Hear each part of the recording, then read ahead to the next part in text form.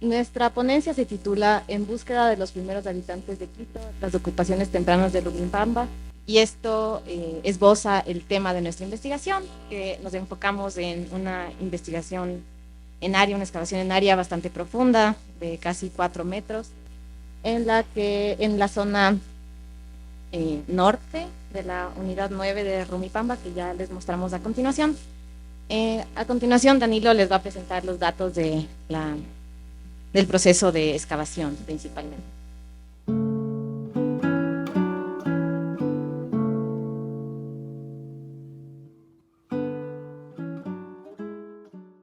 Nosotros excavamos al norte de la unidad 9.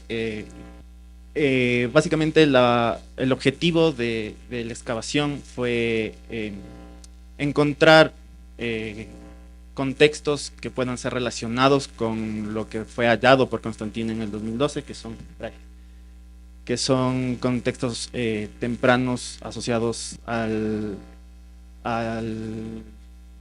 formativo. Inicialmente se hizo una prospección por georradar, en la cual arrojó 4 anomalías que están entre 0.70 a 2.49 metros de profundidad. En base a estas anomalías plantamos 3 unidades de sondeo inicialmente para constatar de qué se trataban estas anomalías, y las plantamos justo en las intersecciones de cada anomalía para poder abarcar de mejor manera todas las anomalías. Sí, el cateo 1 fue plantado entre la anomalía 3, la anomalía 2 y la anomalía 4. Con resultado, o sea, se encontró material en general de arrastre, pero ningún contexto definido. En el cateo 3 fue igual, fue plantado entre la anomalía 1 y la anomalía 3, y tampoco dio resultados positivos. Realmente ni siquiera hubo material de arrastre de integración. Y el cateo 2, que fue plantado entre la anomalía 4 y la anomalía 1, a los 39 metros bajo datum se encontró una acumulación de grumos de barro cocido que con orientación suroeste, en conjunto con una pequeña acumulación de material lítico y de obsidiana.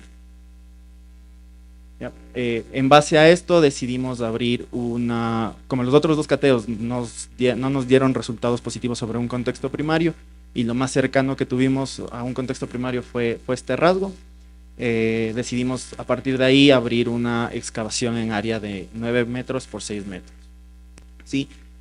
Conociendo ya la estratigrafía del sitio a través de los cateos previos, avanzamos por niveles naturales a través de las capas guías que teníamos ya marcadas, y hasta llegar al nivel formativo, que es bajo la tefra de la erupción del Pulagua del 2400 AP. Es curioso también mencionar aquí que hacia el perfil oeste, que fue donde se dio el mayor hallazgo, que es una estructura que ya pasaré a hablar a continuación.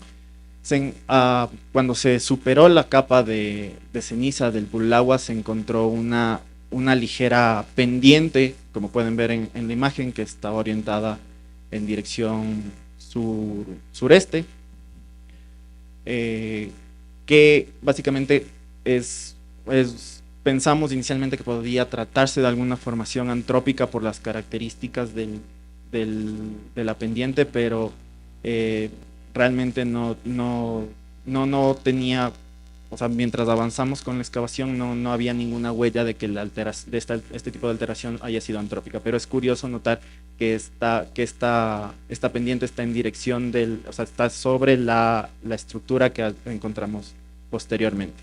De la misma manera podemos notar no sé si hay un puntero y no sé si se puede ver tanto en la foto, pero se puede notar una intrusión agresiva de un evento de la AR. Como pueden ver, hay dos piedras gigantes que irrumpen en toda la estratigrafía, y en la parte justo debajo de la piedra más grande se puede notar la tefra del Pululagua, en esa parte más gris, más lisa, y al lado toda la intrusión del nivel del evento de la que corta el nivel de ceniza del Pululagua, e incluso va bajo el paleosuelo y corta la estructura que encontramos.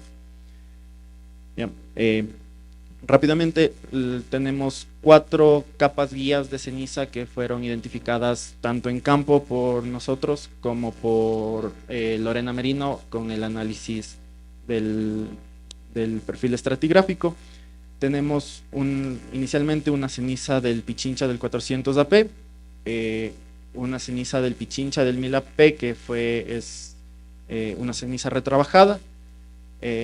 Bajo esta ceniza tenemos todos los niveles de la área, aluviones, e incluso en el perfil se puede ver el nivel de intrusión de la AR que mencioné hace un momento, que se ve que corta el estrato del Pululagua del 2400. Bajo este nivel del AR tenemos una clara franja, un claro estrato de la ceniza del Pichincha del 1915 AP, y inmediatamente bajo esta ceniza tenemos la del Pululagua del 2400 AP. Y bajo esta, como ya sabemos, el Pululagua es un marcador temporal. Todo lo que está abajo es un paleosuelo que es asociado al formativo.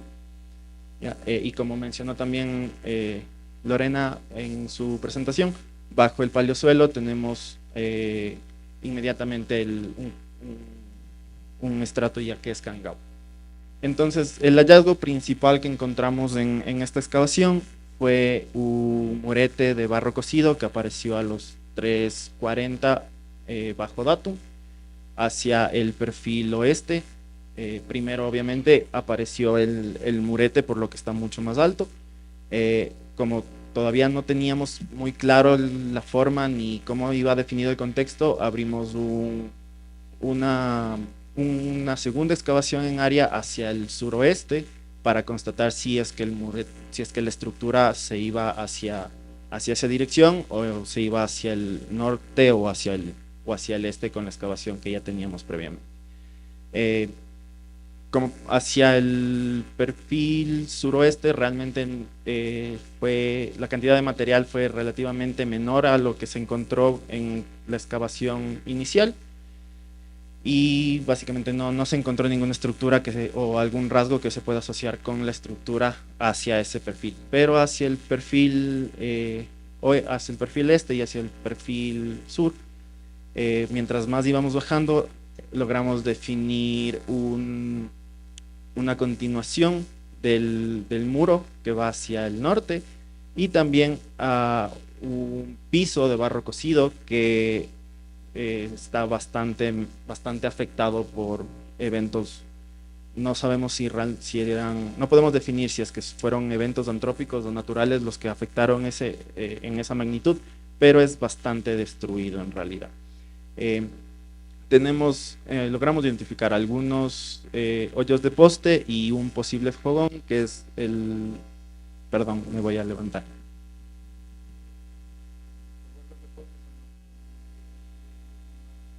Grande, se trata de un posible fogón por las características tanto de las paredes internas superficiales como del piso que estaba alrededor. Ya, perdón. No se preocupe. Gracias. ¿Sí? Ya. Desde arriba se puede notar que tiene una forma bastante irregular la estructura, y como mencioné antes, se evidencia que tiene un gran nivel de afectación, porque hay secciones donde no existe rasgo, que no existe este piso de barro cocido, y también se nota claramente cómo ha sido destruido también parte del muro. Y como mencioné antes, hacia el perfil norte se puede notar una continuación de lo que es el murete de barro cocido. Eso en cuanto a la estructura. En cuanto a los hallazgos en general del material, yo voy a hablar específicamente de la lítica. La lítica que encontramos asociada al… Perdón, antes de mencionar el material lítico, cabe mencionar que para material de integración, todo lo que pudimos recuperar se trata de material de arrastre. No se encontró ningún contexto definido que pueda asociarse con integración o con desarrollo regional, y todo se encontró en una transición entre la ceniza del Pichincha del 400 AP y un evento de aluvión que estaba justo debajo de esta tefra de ceniza. En cuanto a la lítica del formativo, la lítica tallada es, comparando con formas, por ejemplo, con lo que tienen en Cotocollao, son objetos muy tradicionales del formativo, son básicamente es una tecnología expediente, la trabajaban un poco y la utilizaban en ese momento. Pero igual, la cantidad de material que se logró recuperar es relativamente poco en comparación a lo que se recuperó en integración.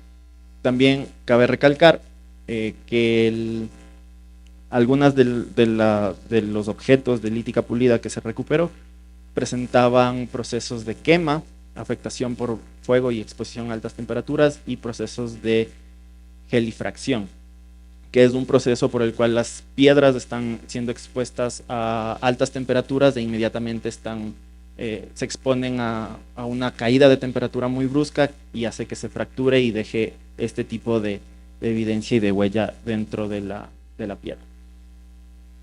Ya. Y en cuanto a la obsidiana y en general a la lítica tallada, es exactamente lo mismo que la lítica pulida. Son herramientas que están siendo producidas de forma expediente, que están siendo, básicamente están siendo producidas y están siendo utilizadas, están siendo desbastadas y están siendo utilizadas en ese momento, sin gran cantidad de retoque, y en general son lascas o láminas de basalto y de obsidiana.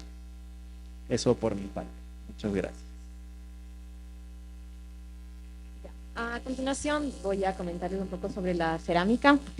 En total, en toda la excavación del paleosuelo, que es más o menos de 80 centímetros de espesor y en 2 cortes, encontramos solamente 104 fragmentos cerámicos, de los cuales solamente 13 eran diagnósticos, y de estos 3 estaban asociados a rasgos. Entonces, como pueden ver, el material cerámico es muy escaso.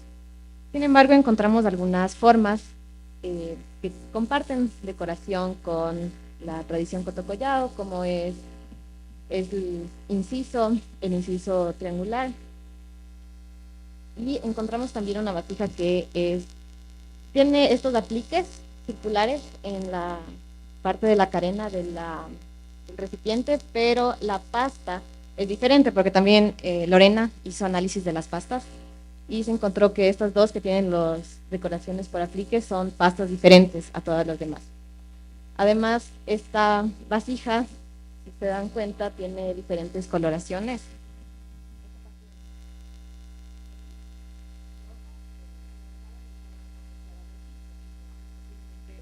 Hubo procesos de arrastre que afectaron esta estructura y que voy a seguir explicando a continuación.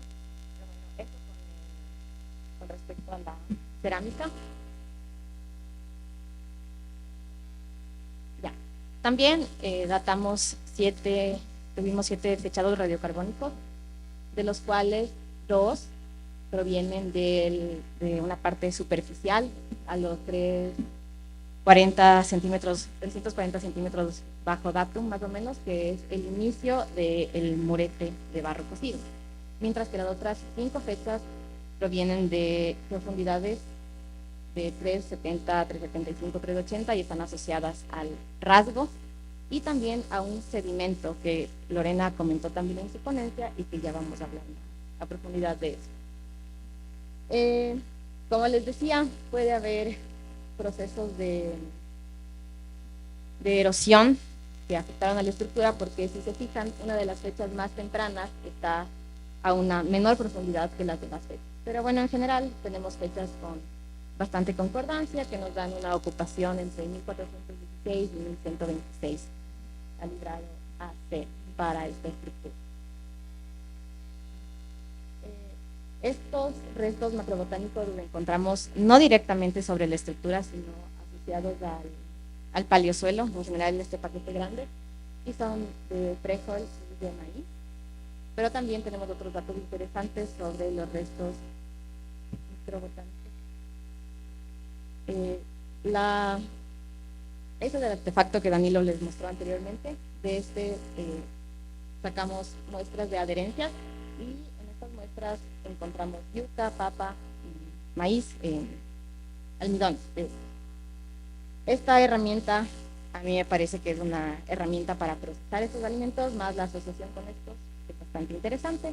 Y el haber encontrado almidones de yuca nos está hablando de una interacción interregional en esta sociedad. También enviamos las muestras de suelo del posible fogón que tenemos, que tiene paredes de barro cocido también, y en este encontramos también almidones de yuca y maíz.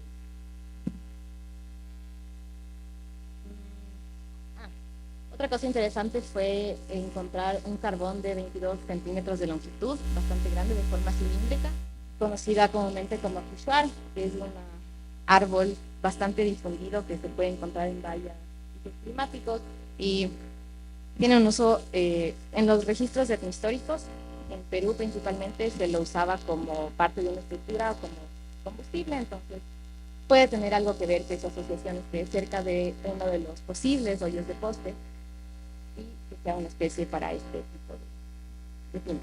También puede ser tal vez un fogón también, el rasgo 15, porque es uno de los hoyos también más cilíndricos y grandes, es más o menos del tamaño del rasgo 11, entonces podría tratarse de un fogón.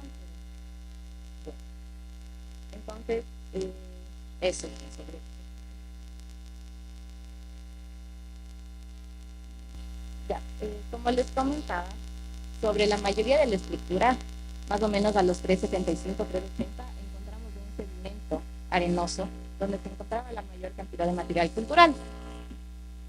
Sin embargo, este sedimento no se puede ver en el perfil y tenía unas acumulaciones irregulares alrededor. Registramos varios rasgos que se trataban de este sedimento. Tal vez puede tratarse de un evento de aluvión que afectó este sitio, pero lo curioso es que se encuentra estrictamente dentro del área del piso de barro cocido. No encontramos afuera, por ejemplo, cuando excavamos el corte 2, que es hacia el oeste del muro, no encontramos acumulaciones de este material y llegamos a las profundidades donde deberíamos haberlo encontrado. Bueno, pero esta no es la única estructura temprana que se ha encontrado en Quito, también es importante mencionar algunas.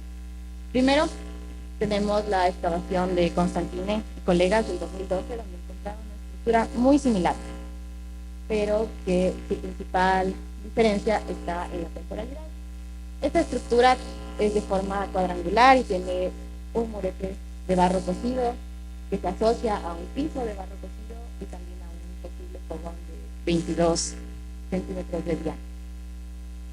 Sin embargo, como pueden ver, el que encontramos en el 2022 está más afectado y no tiene las otras partes del muro y su forma, bueno, por la afectación realmente no la pudimos definir, pero queda a interpretación, ¿no? Entonces tenemos este contexto. Sin embargo, tenemos estas fechas que son de 2200 a 2560, mientras que las nuestras están en el 1400. Creo que esto puede deberse a lo que les comentaba sobre las fechas que encontramos y que el paleosuelo seguramente tuvo procesos de erosión y de arrastre que afectaron a ambas estructuras, como también la estructura del 2012 fue afectada por el AR, igual que la del 2022, que si pueden ver en las condiciones.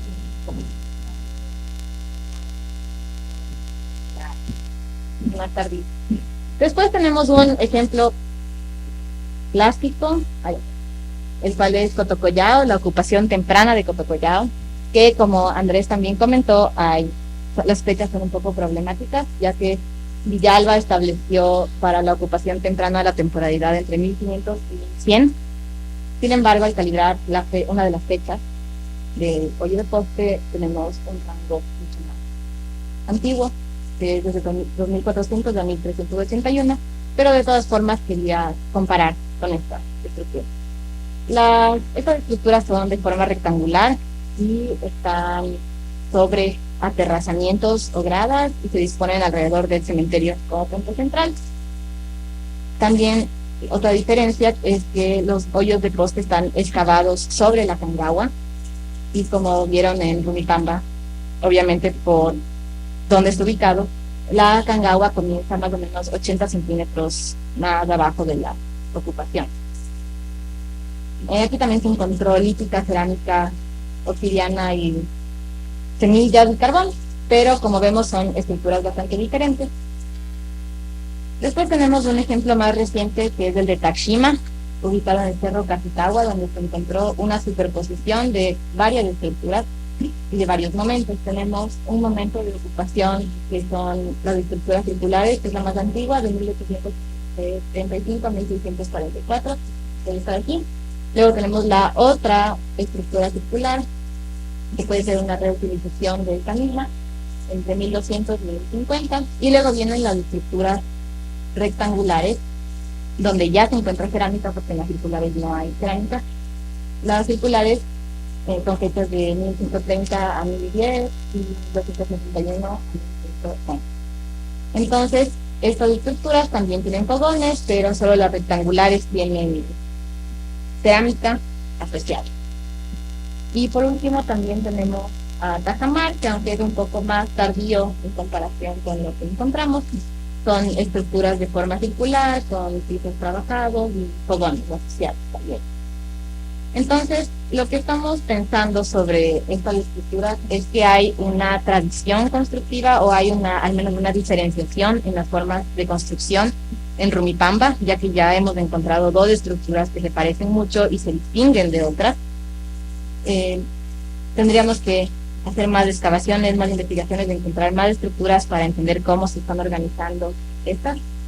Y las razones para construir este tipo de muros con estos pisos es incierta, también la funcionalidad de estas, pero podemos también dejar a la interpretación. Podemos pensar que tal vez se debe a su ubicación geográfica en la ladera, o también podemos pensar en las ocupaciones más tardías de Rumipamba, en las que ocurrían lahares, erupciones, aluviones, y la gente reocupaba estas estructuras, y tal vez algún tipo de estrategia para sobrellevar los aluviones y los eventos naturales. Pero bueno, son cosas que realmente no podemos decir con certeza. Esta estructura pertenece al periodo formativo, entre 1416 y 1126, calibrado antes de Cristo. Tenemos uso de cerámica, de lítica pulida, de lítica tallada. La lítica nos indica un proceso de agricultura, de que están procesando alimentos como yuca, papa, maíz, y que también hay unas posibles relaciones interregionales de esta sociedad. También es interesante pensar que tal vez este sedimento que encontramos, que es de origen desconocido, puede tratarse de una desocupación, puede ser el marcador del fin de la ocupación de este contexto, y esto sería lo que podemos aportar. Como dije, queda más por investigar, queda más por hacer y más por comparar también. Bueno, y eso es lo que les podemos compartir.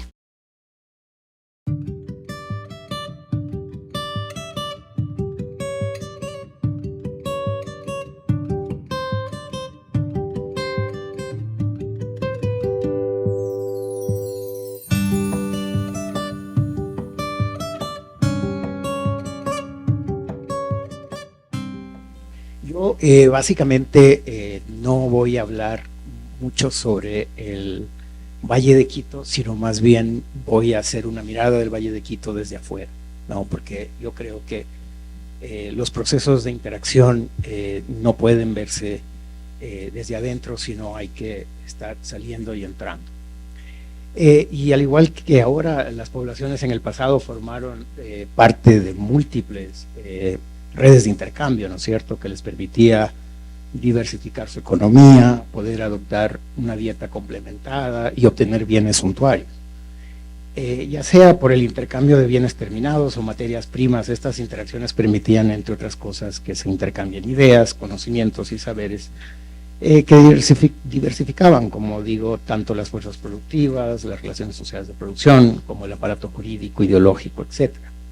Y aquí tenemos que mencionar a Immanuel Wellstern, quien trató de entender cómo las diferentes sociedades interactúan en el espacio. Obviamente su idea era tratar de entender el sistema capitalista, pero algunos arqueólogos han retomado esto y algunas ideas de Marx para tratar de entender cómo funciona este mundo.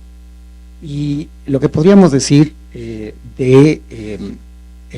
digamos, del periodo del cual estamos hablando casi todos, que es siglo XV, siglo XIV, siglo XIII, es que hay toda una explosión. Básicamente lo que tenemos es, a mi modo de ver, el final o uno de los finales de un proceso en donde un centro básicamente comienza a irradiar una periferia. Digamos, el centro, todos sabemos, es la península de Santa Elena, donde comienzan a aparecer hace 9, 10.000 años. 10.000 años comienzan a aparecer los primeros domesticados. Real Alto aparece hace 5.000 años. Y luego comenzamos a tener toda una tradición de estas sociedades agrícolas que comienzan a expandirse, ¿no? En la costa, básicamente, Valdivia tiene todo un proceso que se va gestando y finalmente terminamos con lo que va a pasar en estos siglos de los que estamos hablando, ¿no? Yo creo que varias miradas más bien aisladas no nos permiten formular realmente o discutir modelos de interacción que puedan aclarar o resolver algunas de las incógnitas de la arqueología ecuatoriana. Yo creo que en el caso de Quito, una de las preguntas fundamentales es ¿cuándo llegan los ceramistas? ¿Cuándo se adopta la cerámica? ¿Por qué se adopta? ¿Bajo qué condiciones? Para mí es importante pensar por qué 2000 años después, ¿no? Por qué de alguna manera esos desarrollos son mucho más tardíos. Yo creo que hasta por mucho tiempo nosotros nos conformamos estableciendo que los primeros ceramistas eran los Cotocollao, ¿cierto? Pero se discutía un poco qué tan temprano, qué tan tarde, y nos quedamos un poco ahí. Luego, en estos años hay algunas investigaciones, Rancho Bajo, Tashima, algunos otros sitios, y comenzamos un poco a cuestionar el tiempo, y es un proceso local, no es un proceso local, y entonces hay toda una serie de discusiones, ¿no? Llega la cerámica junto con la agricultura, etcétera, etcétera, ¿no? Y entonces estamos en ese debate. Lo que yo quiero hacer, siendo un arqueólogo que trabaja más en la costa, es proveer de una idea de cómo yo creo que sucedió esto, ¿no? Y seguramente voy a tener bastante gente que diga este está loco, pero yo creo que el conocimiento siempre uno llega cuando puede partir estas barreras, ¿ok? En esto que me queda de tiempo, básicamente lo que quiero discutir un poco es tener una breve introducción sobre esto, sobre las causas o consecuencias de la interacción, hablar un poquito de estos modelos y los problemas de ajuste de evidencia que tenemos en este momento en la región quiteña, y hablar de la zona donde yo trabajo, que es el Valle del Cuaque, y hacer unas comparaciones. Y al final vamos a ver por qué estamos hablando del Valle del Cuaque y qué tiene que ver eso con Quito. Entonces, primera cosa, es importante entender que nosotros, como yo les decía, el centro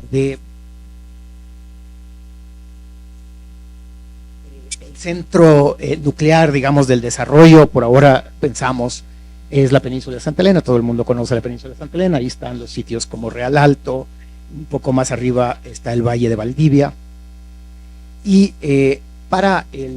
esto comienza 3500 antes de Cristo, ¿no es cierto? Para el 1500, más o menos, 1600, 1700, hay toda esta explosión de asentamientos. Entonces ustedes tienen ahí una lista de todos estos sitios que tienen, digamos, una tradición cultural en términos de decoración cerámica, etcétera, más o menos similar. Entonces lo que está pasando básicamente es que ya para el tardío se multiplican todos estos asentamientos y comienzan a salir de esta zona pequeña de la península de Santa Elena y el sur de Manabí. Y ustedes ven todas estas tradiciones como Catamayo, más arriba, no sé, Cuya y algunos sitios, acá en Santo Domingo, en La Cadena, en La Maná. Es decir, en varios lugares comenzamos a encontrar este famoso Valdivia tardío que le llamamos, ¿cierto? Y uno a veces mucho más tardío, que alguna gente dice, no, pero es Machalilla. Y toda esa, no vamos a entrar en esa discusión, pero básicamente lo que yo creo que está pasando en el norte es que no hay esa división triple que queremos encontrar, sino hay un Valdivia que está hasta muy tarde y luego aparece este conjunto Chorrera. Una cosa que me sorprendió de la compañera que dio la charla anterior es que estas vasijas con estos pupitos estamos encontrando bastante en los basureros Chorrera en el Valle del Cuaque, ¿no? Y son así rojos y negros, ¿no? Entonces con dos coloraciones. Bueno, entonces lo que vemos aquí básicamente es esta explosión, una gran cantidad de asentamientos, y obviamente estos son los que he podido encontrar, ¿no? Seguramente mañana voy a hablar con alguien y dice, yo también encontré un sitio por acá. Entonces lo que tenemos es, como les digo, algo que está pasando en este tiempo. Una cosa importante que hay que decir es que las erupciones volcánicas afectan a la sierra, y a veces pensamos que no pasa nada en la costa. La cosa es que la mayoría de las erupciones volcánicas que tenemos son erupciones plíneas, entonces el viento básicamente comienza a llevar todo a la costa. Y tenemos lugares tan al sur como este es Julcuy, en el Parque Nacional Machalilla, y bueno, este es el piso que ven acá es un piso, digamos, la tefra es una tefra que está sobre el Valdivia temprano.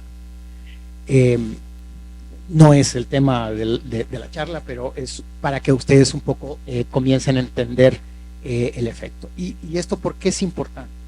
Porque Jim Seiler, por ejemplo, plantea que los Valdivia, más o menos en el 1600, llegan hasta el norte, Río Jama, por ahí, y hay una gran erupción y desaparecen, y la tola de San Isidro deja de construirse, etcétera, y luego no sabemos qué pasa, ¿no? Y entonces en el Valle del Jama y en esas regiones no hay Machalilla, y aduce Jimmy que es porque hay un silencio, un hiatus, porque la gente tuvo que irse. Nosotros emprendimos nuestra investigación no sé qué pasó en el momento de presentarla, pero emprendimos un trabajo en la zona del Valle del Cuaque, y luego hicimos una prospección de todo el cantón Pedernales. Y entonces los puntitos negros ahí raros no tienen mucha letra, y es a propósito. Básicamente son los sitios Valdivia tardío que tenemos. Entonces ustedes pueden ver, no hay un solo sitio.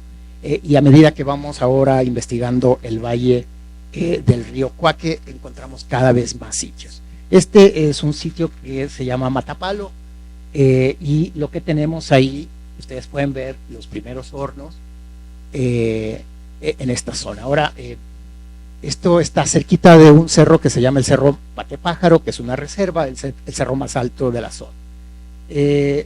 ¿Por qué es interesante esto? Porque bueno, aquí ya está una cuestión de la excavación, porque ustedes pueden ver, la primera foto es digamos, es una figurina hecha de piedra.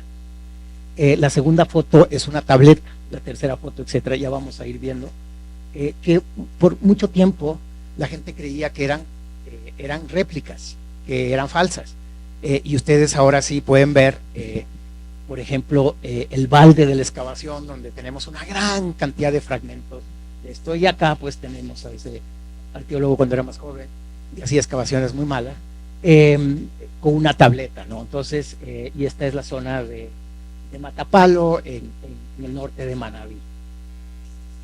Y esta es básicamente la evidencia. Obviamente la mayoría de estas, algunos de ustedes que andan por esos lares sabrán que son de colecciones privadas. Esta es de la colección privada del Alabado, y la mayoría son estas lechuzas, ¿no?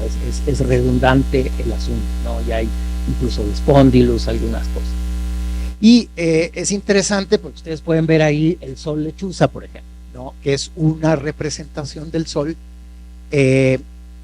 de lo que yo entiendo, de las más tempranas que hay en el país. Yo no he visto otras representaciones del sol, y pues tienen, qué sé yo, una lechuza con una flecha, etcétera. Es decir, están de alguna manera representando algunas cosas. Y es importante entender aquí también que algunas cosas que nosotros luego lo consideramos muy andino, ¿no? Muy serrano, muy de los Andes, como la cruz de las cuatro puntas, etcétera, comienzan a aparecer aquí más o menos entre el siglo XIV, XV, justamente cuando a ustedes aquí en Cotocollao también comienzan a mirar la introducción de la cerámica y otras cosas, ¿no? Es decir, está pasando cosas interesantes. Y tenemos también estas tabletas que tenemos varias hipótesis de que pueden ser sistemas numéricos, pero bueno, hay como elucubrar en eso. En realidad nadie sabe, ¿no? Pero lo importante en este momento es saber que primero no son hechas en San Isidro como creía la gente, si vienen de un contexto. Lo otro es que, ¿por qué es importante el Cerro Patepájaro? Porque ahí encontramos la materia prima de la que se hace en estas tabletas, que básicamente son rocas sedimentarias que se pueden pulir, ¿no? Y tenemos cosas como esta, que hay toda una tradición desde las figurinas Valdivia temprana que luego se comienzan a ver. Ok, entonces en la zona, bueno, este es un perfil, no parecieran no tan claros como ustedes, pero lo que tenemos aquí es un Valdivia tardío. En este sitio específico hay un yato, y luego aparece el Jamacuac. En nuestras últimas investigaciones ya estamos encontrando el Chorrera, ¿no? Muy interesante. Entonces tenemos que esta fase terminal Valdivia, a los arqueólogos les encanta darle nombre a las fases. Yo no soy mucho de eso, porque luego creamos muchas confusiones. Tenemos el Valdivia de allá, el de acá, entonces es mejor como tener algo más, algo que permita que la gente pueda comparar cosas. Entonces no le hemos llamado que la fase Atahualpa, la fase Matapalo, simplemente es el Valdivia terminal de esta zona, ¿ya? Y lo que una cosa que hemos visto, por ejemplo, que este es en el Valle del Cuaque, este se llama la Tola Alberto. En el fondo de la tola comenzamos a encontrar estos nódulos, estos fragmentos grandes, estos núcleos, ¿cómo es que le llamas? Piramidales, bueno, cuadrangulares, alguna de esas. Pero es interesante porque no está llegando el producto terminado, está llegando estas cosas, ¿no? Y esto es el material que estamos encontrando. Entonces ustedes pueden ver ahí pico de asa, arriba la botella, y muchas de estas formas que son Valdivia, están asociados al Valdivia, tienen todo lo Valdivia, y tienen esto que luego acá la gente dice, no, pero esto no es Valdivia, esto es no es Machalilla tampoco, esto es Cotocollao, ¿no? Pero lo que nosotros estamos viendo es que, o sea, no hemos hecho todavía las estadísticas para ver el índice de cercanía, pero a ojo de buen cubero hay una cercanía gigante entre el Cotocollao que están encontrando acá con el Valdivia que estamos encontrando allá, ¿cierto? Ok, eso es una cosa. Y luego pues, comenzamos a comparar cosas, y tenemos ahí al Cotocollao, aquí hay algo de Valdivia. Y luego comenzamos a mirar los asentamientos que están en la vía, ¿no? Porque sí, tenemos que ver cómo conectamos al Valle del Cuaque, al norte de Manabí, con lo que está pasando acá. Entonces por ejemplo, es un sitio que excavó Isaacson hace muchos años, que se llama el Nueva Era, y ya comienza a mirarse también las asas, los tipos de asa y las formas Valdivia y Cotocollao, ¿no?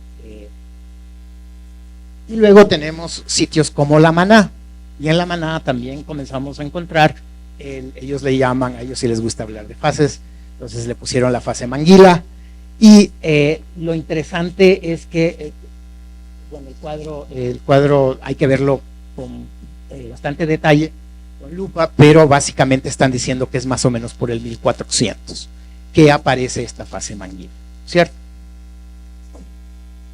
Entonces, luego, tomando algunas lecturas de gente que está trabajando en el volcanismo y cómo se distribuyen las cenizas, lo que nos comentan es que más o menos en este periodo hay como un puente en el Valle del Cuaque, en donde no cae ceniza básicamente, y que entonces el colapso como es del sitio San Isidro no le afecta al Valle del Cuaque, o dicho de otra manera, la gente de San Isidro, o sea, no es que en el 1600 se acaba el Valdivia, ¿no? Y eso, ¿por qué? Porque aquí hemos hecho algunas comparaciones temporales, ¿no es cierto? Y entonces, obviamente, bueno, estamos tratando de ajustar los datos, estamos usando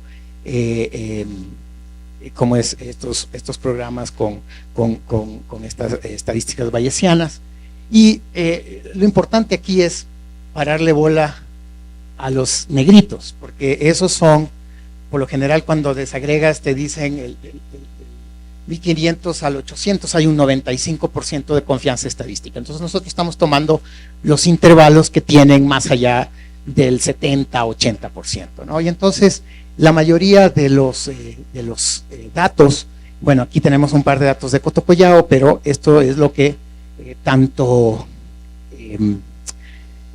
Ugalde y otras personas están diciendo, bueno, esto es el precerámico, ¿no? Y que el cerámico básicamente comenzaría por esta zona. Lo interesante es que, bueno, yo no me he metido mucho con los datos de Rancho Bajo, pero más o menos la idea es que va por ahí. En Nueva Era igual tenemos entre el 1000 y en el Valle del Cuaque nuestras fechas para el Valdivia están 1600, 1400, 1400, 1100, 1300, 900, 1500, 1300, 1400, 900 básicamente.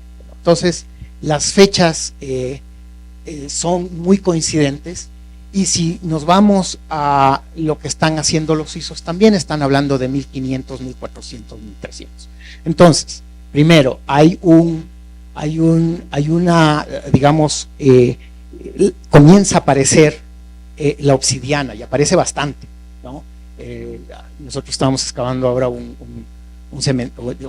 basurero Chorrera, y ese en cambio tiene casi todas las obsidianas lascas, no parece que ya estaban llevando otro, o están tirando en el basurero lo que ya no usa.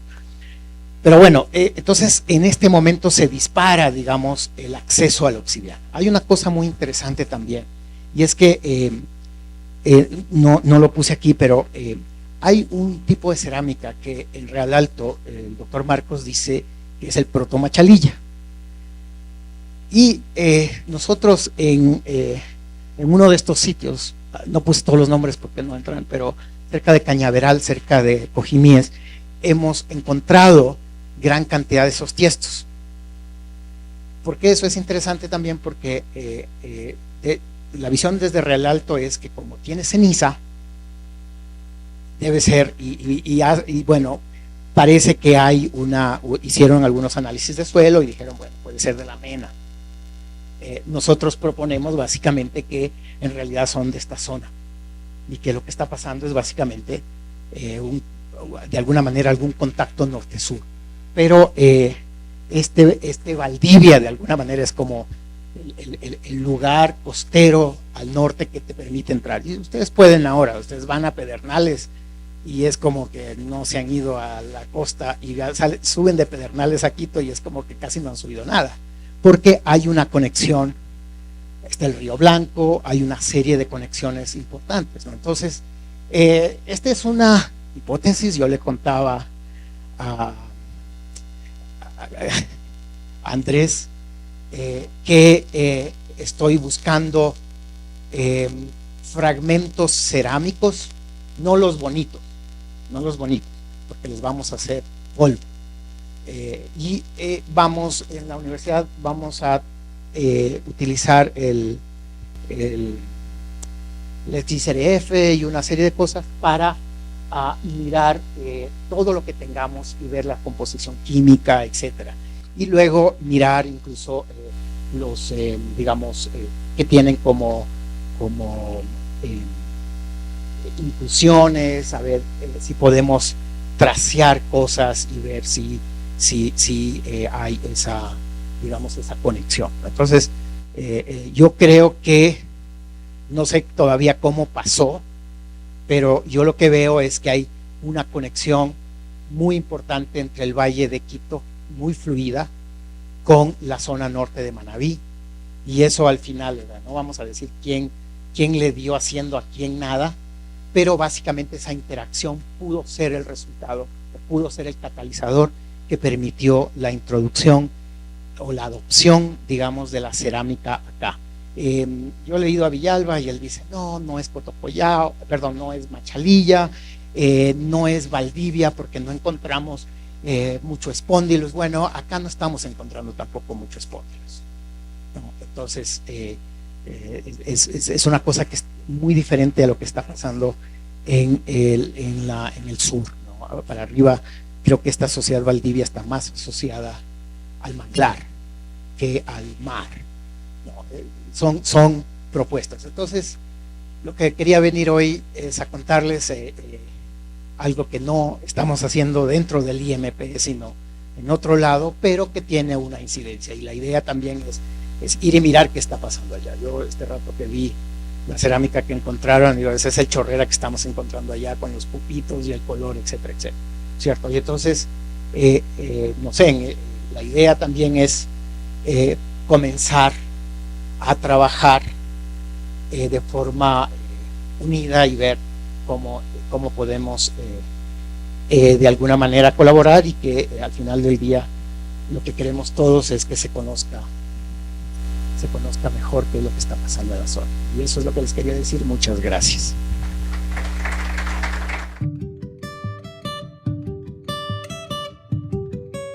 En realidad son dos preguntas. Una, ¿se puede hablar de una dinámica similar aquí en Sudamérica? La primera. Y la segunda pregunta es, yo tenía entendido que el ingreso del ser humano al continente, al subcontinente, es principalmente, bueno, más que principalmente, primero a través del oriente. Sin embargo, en ese cuadro no hay un sitio en el oriente, en el Ecuador, sino todos a la costa. Un poco por qué se da esa dinámica, o en todo caso son menos conocidos los del oriente que los de Valdivia, Machalilla, etc. Sí, a ver, dos cosas. La primera es que sí hay muchas teorías sobre por qué la gente adopta la agricultura. En realidad, adoptar la agricultura no fue el mejor negocio, porque sí.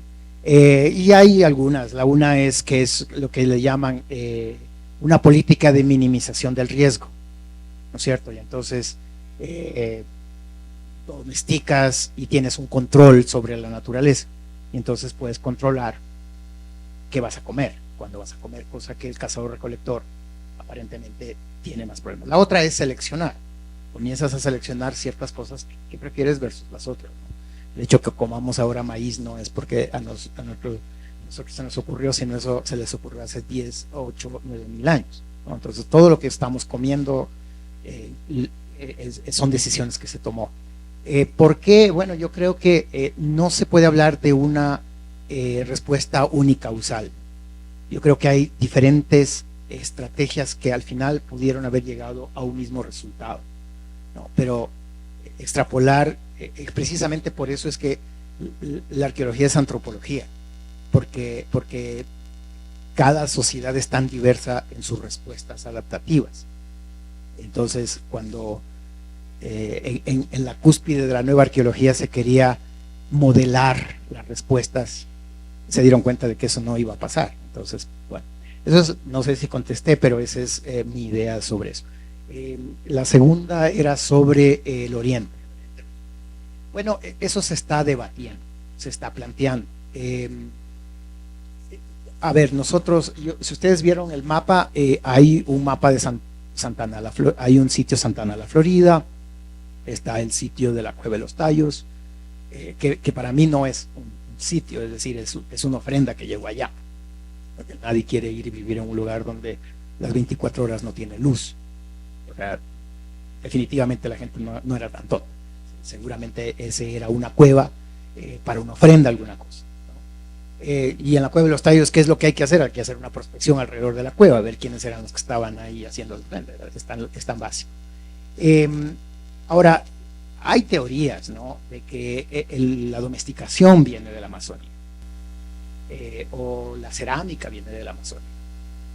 Pero esos son como debates que todavía se están dando. Es decir, yo, por ejemplo, creo que el cacao, yo he visto, ahora que regreso a ver las tablas paleobotánicas de los paleobotánicos, hay una cantidad de cosas que ponen no identificado, no identificado.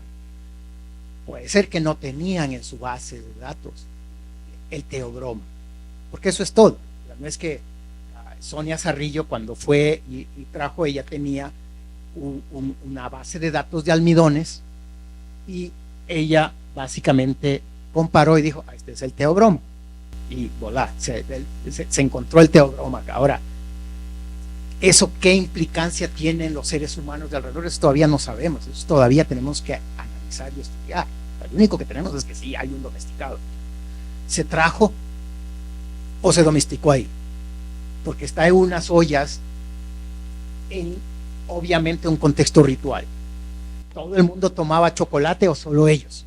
O sea, millón cosas que necesitamos saber. Lo que pasa es que nosotros aquí nos acostumbramos tenemos el chocolate más antiguo. Y primero, eso, yo puedo decir, ¿y qué tal que lo trajeron de otro lado? ¿Cierto? Entonces hay una serie de cuestiones. Ahora, aquí, ¿qué estamos haciendo? Esa es la evidencia que tenemos. Mañana viene alguien y encuentra el sitio pre-Cotocollao que tiene un fechamiento de 5,000 años, y yo tendré que decir, bueno, sí, estaba equivocado, lo siento. Pero al momento en el que planteamos esta propuesta, eso es lo que la evidencia nos permite. Y la evidencia tiene que servir para modelar cosas, no para que sean hechos aislados, ¿no? Entonces, de eso se trata.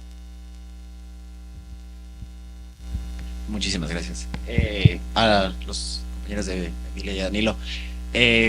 Bueno, un poco es más para extender algo que ya les escuché mientras estaban excavando en relación al aparecimiento de fragmentos posiblemente cotocollaos e incluso el uso de la modificación de la montaña, tipo terrazas para aplanar y utilizar.